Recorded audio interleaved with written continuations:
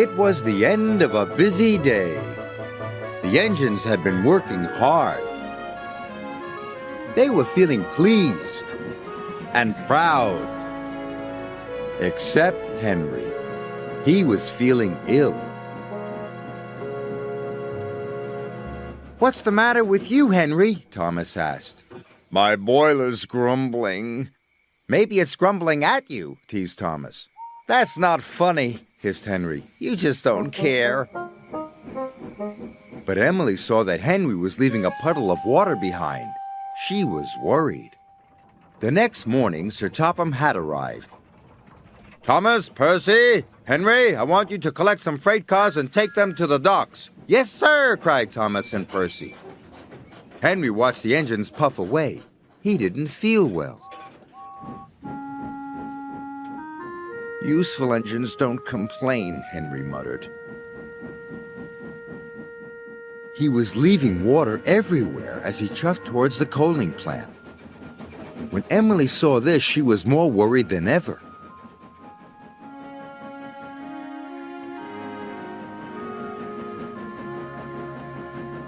Then Thomas and Percy overtook Henry. "Hurry up, Henry!" Percy tooted. "I can't go any faster," Henry chuffed miserably.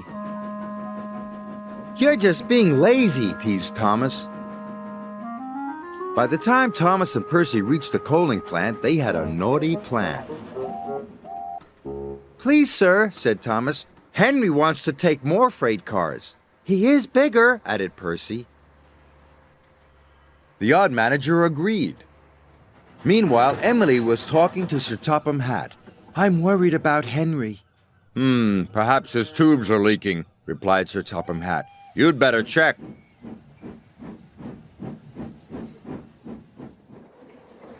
By the time Henry reached the coaling plant, Thomas and Percy had already left. "Why did Thomas and Percy leave me so many freight cars?" moaned Henry. "They know I'm not feeling well." "We'll still have to take them," said his driver. Henry chuffed and puffed and pulled his long line of freight cars.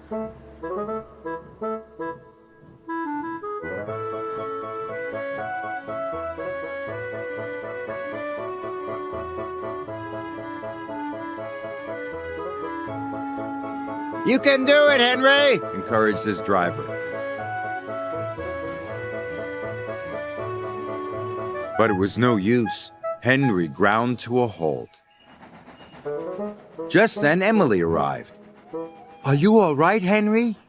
"No," moaned Henry. "I'm stuck." Henry's firemen uncoupled the heavy freight cars. Emily changed tracks and then hooked up to Henry. "Oh, thank you, Emily," wheezed Henry.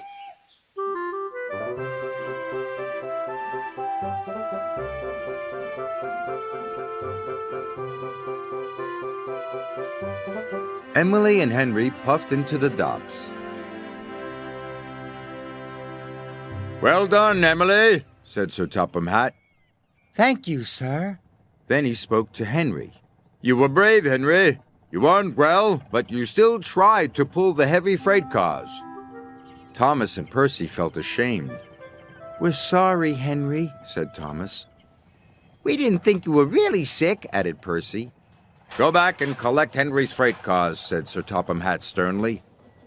"Yes, sir," whispered Thomas. Soon Henry was mended and back at work. "You're looking so much better," said Emily. "Well, they mended my tubes, but they didn't even look at my brakes, my gauges, my squeaky wheels." Emily smiled. "All in good time, Henry." Poor Henry.